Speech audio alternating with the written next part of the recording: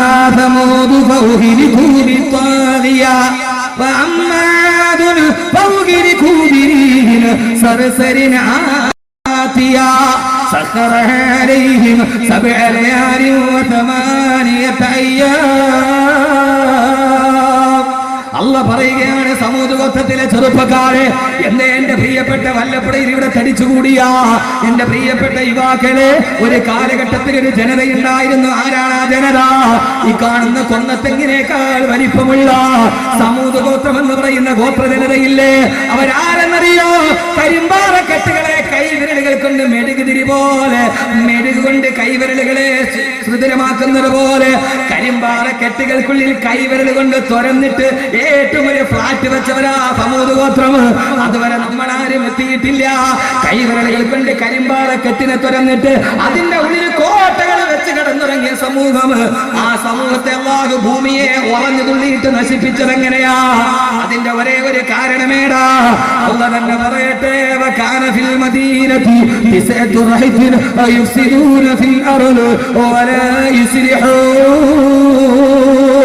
അല്ലാഹ് പറയാണ്, ആ നാട്ടിലെ കുറെ ചെറുപ്പക്കാർ, ആ ചെറുപ്പക്കാർ സുന്ദരിയായ 2 പെൺകുട്ടികളെ സമീപിച്ചിട്ട് സാലിഹ് നബി അലൈഹിസ്സലാത്തു വസ്സലാമിന്റെ ഒട്ടകത്തെ കൊന്നു തന്നാൽ ഞങ്ങളുടെ ഈ വെളുത്ത ശരീരം നിന്റെ കടപ്പറയിൽ തരാമെന്ന് പറഞ്ഞപ്പോ 2 തൊലിവെളുത്ത പെണ്ണുങ്ങളുടെ ശരീരം കണ്ട് അവരെ കടപ്പറയിലേക്ക് പോയ 9 യുവാക്കള് കാരണത്താരാണ് അന്ന് സമൂദ് ഗോത്രത്തിന്റെ കാലഘട്ടത്തിൽ ഭൂമി ഉറഞ്ഞു തുള്ളിയത്, ജലപ്രളയമുണ്ടായത്.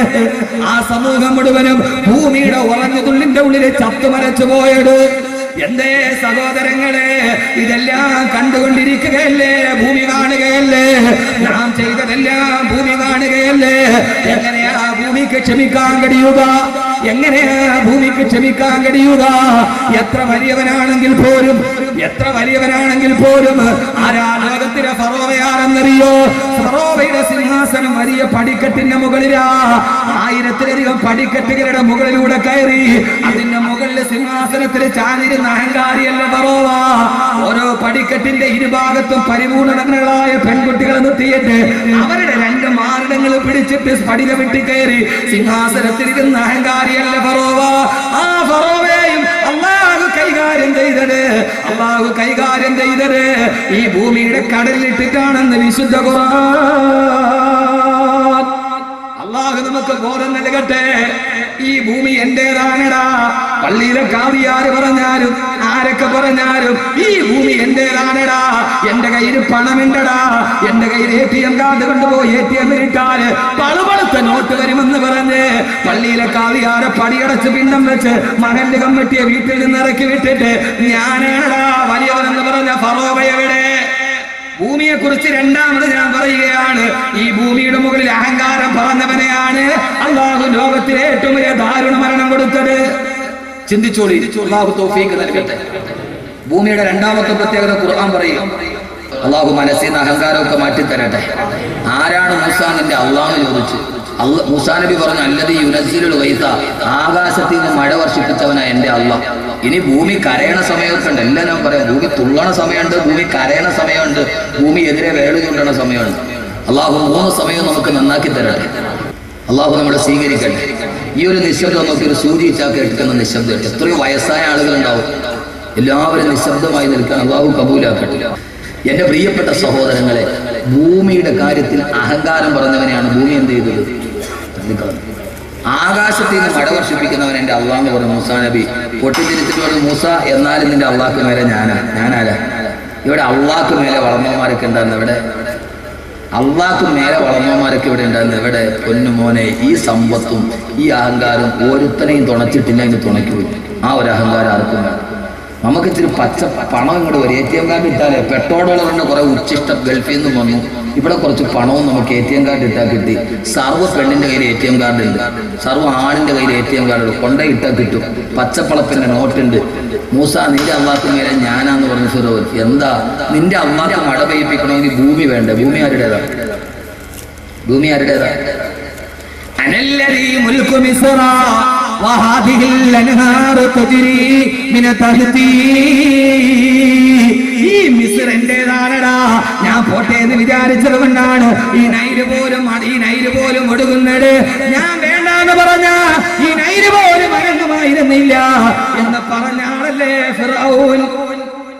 സിംഹാസനമേടാ, 1000 പടിക്കെട്ട്, അതിന്റെ മുകളിലാണ് സിംഹാസനം. 1000 പടിക്കെട്ടിന് മാരടം തുറന്നിട്ട സുന്ദരികളായ പെൺകുട്ടികൾ.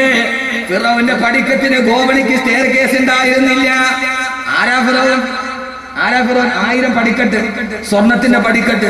ആ പടിക്കെട്ടിന് സ്റ്റെയർ കേസ് ഇല്ല. നമ്മൾ സ്റ്റെയർ ഇട്ടാൽ അതിനൊരു ഒരു പിടി ഉണ്ടാവില്ല കയറി പോവാൻ. ഇമാതിരി എസ്കലേറ്റർ ഒന്നുമില്ല. 1000 പടിക്കെട്ടിൽ പരിപൂർണ നഗ്നകളായ പെൺകുട്ടികൾ അവരുടെ മാറിടത്തിൽ പിടിച്ചിട്ടാണ് ഫിറൗൻ മുകളിലോട്ട് കയറി പോകുന്നത്. അറിയോ നിങ്ങൾക്ക്? എവിടെയാ മനുഷ്യൻ? അന്ന് മൂസ പറഞ്ഞു വേണ്ട വേണ്ട, റബ്ബു സമാവാതി വല്ലർദി വമാ ബൈനഹുമാ ഇൻ കുന്തും ലാഇബീൻ. കളി വേണ്ട, പണത്തിന്റെ അഹങ്കാരം വേണ്ട, അഹങ്കാരത്തിന്റെ ഗർവ്വം വേണ്ട. ആകാശഭൂമികളുടെ തദ്ബീർ നടത്തുന്ന തമ്പുരാനുണ്ട്. ആ തമ്പുരാനെ കോപിപ്പിക്കരുത് സഹോദരങ്ങളെ. ഞാൻ പറഞ്ഞിട്ടാണടാ നൈലൊടുക്കുന്നതെന്ന് പറഞ്ഞ ഫറോവ അവസാനം എവിടെ അവസാനിച്ചു?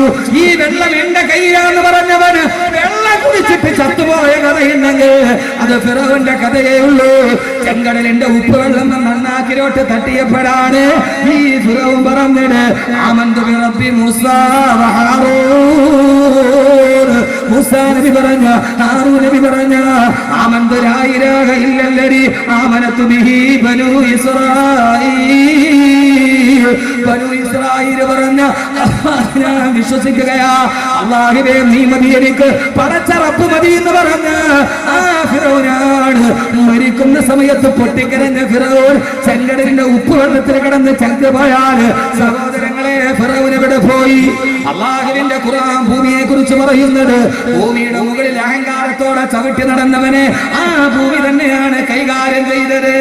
കൊട്ടാനി മുന്തുള്ളി ഫിഞ്ചോര കെട്ട പിന്നീന്ന് കാഷ്ടം ചുമന്നോരു കൊട്ട റൂഹന്ന് വിട്ടാൽ ചത്ത ചകമല്ല കൊട്ട പറനിന്റുടൽ കന്ത് ബഹുമാനം പൊട്ട. കേട്ടിട്ടുണ്ടോ? ഈ പാട്ട് കേട്ടിട്ടില്ല? പൊട്ടാനി മുന്തുള്ളി ഫിഞ്ചോര കെട്ട പിന്നീന്ന് കാഷ്ടം ചുമന്നോരു കൊട്ട റൂഹന്ന് വിട്ടാൽ ചത്ത ചകമല്ല പൊട്ട പറനിന്റുടൽ കന്ത് ബഹുമാനം പൊട്ട. പകൽ കണ്ണടച്ചാൽ ഇരുളാമ പൊട്ട, സ്വന്തം തെളിച്ചാൽ പതിറാമ പൊട്ട, നട്ടാൽ നെല്ല് വിളയൂമ പൊട്ട, നാരായം വിട്ടാസ ചുറ്റൂമ പൊട്ട. അകക്കണ്ടുറന്നൊന്ന് നോക്കിക്കെ മൂടാ, അകക്കണ്ടുറന്നൊന്ന് നോക്കിക്കെ മൂടാ, ഉത്സാരമോത്താലുറങ്ങാമോ കേടാ. അകക്കുൾ തുറക്കുൾ അടക്കല്ല മാടാ, മൂടിട്ട ചെപ്പിൽ മുത്തുണ്ട് കേടാ. പാടിപ്പടിക്ക് മലബാറിലെ കുട്ടികള് ആണത്തമുള്ള മാപ്പിള ശുഭതാക്കളുടെ മക്കളാണെങ്കിൽ ലോകത്തിന്റെ സാമ്രാജ്യത്വത്തിനോട് നെഞ്ചി വിരിച്ചു നിന്ന് മറുപടി പറഞ്ഞ വൈശാലിക അധിനിവേശത്തെ അറബിക്കടലിന്റെ അലമാല കടത്തിയിട്ട് വിട്ട മക്കളാണെങ്കിൽ പൊന്നു പെങ്ങളെ മണിക്ക് ലോകത്തുള്ള 140 രാഷ്ട്രത്തിൽ ഏതൊക്കെ പെണ്ണ് തുണി വിരിഞ്ഞാടിയാലും അത് കാണുന്നതിനപ്പുറം ധൈര്യമുണ്ടോ അതിനൊക്കെ സഫലമായ പാടാണ് സുരായി മുഹമ്മദ് മുസ്ലിയാരുടെ സഫലമാല. മലബാറിലെ ആണത്തമുള്ള ആൺകുട്ടി പാടി നോക്ക്. അല്ലാതെ ഞാൻ കെട്ടിയ പെണ്ണിന് ഇത്തിരി ചന്തം കുറവാന്ന് പാടിയാലല്ല സുക്കൂനായത് അല്ല കാത്തു. കസറാണെങ്കിൽ പറയാൻ പറ്റുമോ? ചന്തത്തിന് കസറായി പോയാലേ പിന്നെ അത് വെളിയിൽ പറയാം. അത് ഉണ്ടെങ്കിൽ തന്നെ പറയാൻ പറ്റുമോ? എന്താ സഹോദരൻ അതുകൊണ്ട് കിട്ടിയതെന്താ? ആവാസത്തിന്റെ നാട്, ആവാസത്തിന്റെ അശ്ലീലതയുടെ. എന്റെ പ്രിയപ്പെട്ട സഹോദരങ്ങളെ പാടി നോക്ക്. ശികായി ചോദിക്കടാ നീ ആരാടാ മനുഷ്യ, നീ ആരാടാ ഇതിച്ച് പറയാതെ വല്ലപ്പോഴൊന്നും പോകാൻ പറ്റൂല. എടാ ഈ പണത്തിന്റെ പേര് നീ എന്ത് നെഞ്ചു വിരിച്ചിട്ടാ ഈ ഇതിനേക്കാൾ ആടിയവന്മാരുണ്ടായിരുന്നത്. എന്തിയെ പള്ളിക്കാട്ടിലെ മണ്ണിനോട് ചോദിച്ചു നോക്ക്. അരിസ്റ്റോട്ടിൽ അടങ്ങിയതും അവിടെയാ, നെപ്പോളിയൻ അടങ്ങിയതും അവിടെയാ. പുറകിൽ വന്നിട്ട് റോക്കറ്റ് വിക്ഷേപിച്ചാൽ നെപ്പോളിയൻ തിരിഞ്ഞു നോക്കൂല. അത്രയും വലിയ ധീരശൂര പരാക്രമിയാ നെപ്പോളിയൻ പോണപ്പാട്ട്. പക്ഷെ ആ നെപ്പോളിയനും പൂച്ചയെ പേടിയായി ചരിത്രം. പുറകിൽ വന്ന് ബോംബിട്ടാൽ നെപ്പോളിയൻ തിരിഞ്ഞു നോക്കില്ല. ആ നെപ്പോളിയൻ പൂച്ചയെ പേടിയായിരുന്നു എന്ന് ചരിത്രം. സഹോദരങ്ങളെ ആ മനുഷ്യനും മലന്ന് കിടന്നു, ഫറോവയും കിടന്നു. മുസ്ലിം ഫൊട്ട ഫൊട്ടാന്നാണ് ഫായാണ്.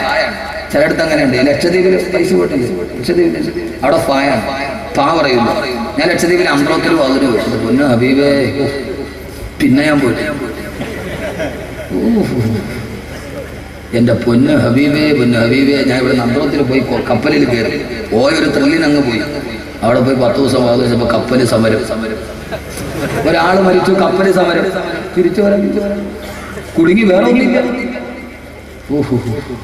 ഞാൻ എൻ്റെ ഭാര്യ മക്കളെ ഞാൻ ഇനി കാണില്ല. അവസാനം ഏതായാലും ലക്ഷദ്വീപുകാർ ഒരു കാര്യത്തിൽ മാന്യം വരെ വാതിലൊക്കെ കഴിഞ്ഞു, പക്ഷെ കപ്പലില്ല. പക്ഷെ അവരെന്ത് ചെയ്തു എന്നറിയോ? അവരന്ന് PM സയ്യിദിന്റെ മകനെ ബന്ധപ്പെട്ട് ഹെലികോപ്റ്റർ ചാർട്ട് ചെയ്ത് അവിടുന്ന് അന്ത്രോത്തിന് നേരെ കവരത്തി. അവിടെ നിന്ന് ഹെലികോപ്റ്ററിൽ അഗത്തി ദ്വീപില് ഹെലികോപ്റ്ററിലെ അറബിക്കടലിന്റെ മുകളിൽ കൂടെ ആ തുമ്പിമാരിയിരിക്കുന്ന സാധനത്തിൽ ഇരുന്നിട്ട് പോയ പോക്ക് ഞാൻ ഖുർആൻ മനപ്പാടമൊക്കെ മുഴുവൻ അതിനകത്തിരുന്നേ ഓതി. ഹാഫിളായതുകൊണ്ട് ആരിഫിലാമി പോലെ സൂറത്തിന്റെ ആ സ്വരം ഓതാ ഒരു വിഷമുണ്ടായില്ല. എന്റെ പൊന്നിന് സഹോദരങ്ങൾ ഇത് കണ്ടുകൊണ്ടിരിക്കുകയല്ലേ, 2-3 നീടിൽ അതി വലിക്കുമ്പോൾ പൊങ്ങിനെ താഴെ. അവിടെ നിന്ന് അഗത്തി എന്ന് പറഞ്ഞാൽ ആകെ 2 കിലോമീറ്റർ ഉള്ളൂ. എയർ ഇന്ത്യയുടെ ഫ്ലൈറ്റ് പോയിട്ട് ആ വിമാനത്താവളത്തിൽ ബ്രേക്ക് ഇട്ടിട്ട് കിട്ടിയില്ല. എയർ ഇന്ത്യ അല്ലേ, ബ്രേക്ക് ഉണ്ടോ ഇല്ലോ എന്ന് പറയാൻ പറ്റൂല, സാധനം അതല്ലേ. ആ സാധനം ഇന്നേ വരെ കൃത്യത്തിന് പറഞ്ഞിട്ടില്ലാത്ത ആ സാധനം ബ്രേക്ക് ഇട്ടിട്ട് കിട്ടിയില്ല. പിന്നെ അറബിക്കടലില്ല സാധനം, കാരണം എയർപോർട്ട് അത്രേ ഉള്ളൂ. അവിടെ നിന്ന് അവര് വകുത് കഴിഞ്ഞിട്ട് വെറുതെ വിട്ടില്ല. അവര് നേരെ എന്ത് ചെയ്തെന്നറിയോ? ഹെലികോപ്റ്ററിൽ തന്നെ ഇവിടെ ഫ്ലൈറ്റ് ടിക്കറ്റ് എടുത്ത് ഇവിടെ എത്തിച്ചു. അക്കാര്യത്തിൽ നമ്മളെ മാതിരിയല്ല. നമ്മളെ ഖത്തീബിനെ കല്യാണത്തിന് അങ്ങോട്ട് ബെൻസിൽ കൊണ്ടുപോകും, ഇങ്ങോട്ട് കപ്പലിൽ നിന്നിട്ട് ഓട്ടോ വിളിച്ചു പറഞ്ഞു. അത് വേറെ കാര്യം. ഹലാലായി കഴിഞ്ഞാൽ തീർന്നു. വോട്ട് ചെയ്യാൻ വേണ്ടി 90 ഉമ്മുമാനെ തോളിൽ കയറ്റി കൊണ്ടുപോകും. പാവം അവിടെ ഇട്ടിട്ട് വോട്ട് കഴിയുമ്പോൾ അവിടെ തിണ്ണലിട്ടിട്ട് വരും. പിന്നെ അവരുടെ മക്കൾ അന്വേഷിച്ച് പോകണം. 90 ഉമ്മുമാനെ കാണാനല്ലോ, നോക്കിയപ്പോൾ പള്ളിക്കൂടത്തിൽ തിണ്ണ കിടക്കും. അത് പിന്നീട് സഹോദരങ്ങൾ അവിടെ പായാണ് പറയാം. ഞാനവിടെ ഒരു കുട്ടി വന്നു, പാ പറയുന്നില്ല. ഞാൻ ചോദിച്ചു, മോനെ എവിടെ പോയി? ഈ സ്കൂളിൽ പോയി. ഞാൻ ചോദിച്ചു, ചോറുണ്ടോ? ഉണ്ടു. എവിടെ നിന്നാ? സ്കൂളിൽ നിന്ന്. ഞാൻ ചോദിച്ചു, ചോറിന് എന്താ കറി? ഫയറും കൂടി പുഴുങ്ങിയത്. ഫയറിംഗിൽ പുഴുങ്ങിയത്, പയർ പുഴുങ്ങിയതെന്നാണ് അതിന്റെ. ഫയറും കൂടി പുഴുങ്ങിയതാന്ന് പറഞ്ഞു. ഞാനിക്ക് മനസ്സിലായില്ല. അവിടെ ഫായാണ്. ഇവിടെ ശരിയായി ചോദിക്കുക, എടാ മോനെ ഒന്ന് ചിന്തിക്കുക, ഇത് മാത്രം കേട്ടിട്ട് നിങ്ങളത് പോയ എടാ നീ എന്ത് കണ്ടിട്ടായി അഹങ്കരിക്കണം? ആരോടാ ഈ മത്സരം? ആരോടാ ഈ വൈരാഗ്യം? നീ ആരാ? ഈ നെഞ്ചും വിരിച്ചിട്ട് ഇങ്ങനെ അങ്ങോട്ട് നിന്നിട്ട് എവിടെ ഈ മുണ്ടും പൊക്കി ഇങ്ങനെ നിൽക്കുക? ഞാനീ പറയുന്നതിന് ഇവിടുത്തെ ഒരു കഥാപാത്രമായിട്ട് വന്നില്ല കേട്ടോ. ഞാൻ എന്താ കഥ? ഹറമിന് പോയി. ഞാൻ പറഞ്ഞത് ഹറമിന് പോയി ഇഹ്റാമിന്റെ വസ്ത്രത്തിൽ നിൽക്കുക. ഹറമിന്റെ മത്താബിന് 2 ഹാജിയാക്കന്മാർ തമ്മിൽ വഴക്കായി. അമീറായി ഉസ്താദ് പറഞ്ഞു, ഹറമാണ് സൂക്ഷിച്ച് വർത്താനം പറയണം. ഇഹ്റാമിന്റെ മുണ്ടങ്ങൾ വെക്കിട്ട് എന്തോന്ന് ഹറം എന്താണെന്നറിയോ? സംഭവം എന്നറിയോ? ജീവിതത്തിലെ ശൈലിയുണ്ട്. ആരോടെ സ്വഭാവം? നമ്മൾ ജീവിക്കുമ്പോൾ ഒരു മാന്യമായ ഒരു സംസ്കാരവും ഒരു സ്വഭാവവും നമുക്ക് വേണ്ട. ഈ ഭൂമിയുടെ മുകളിലല്ലേ ജീവിക്കുക. ഭൂമി അഹങ്കരിക്കരുത്. ഭൂമിയിൽ അഹങ്കരിക്കരുത്. ഈ എന്തോന്ന് ഹറം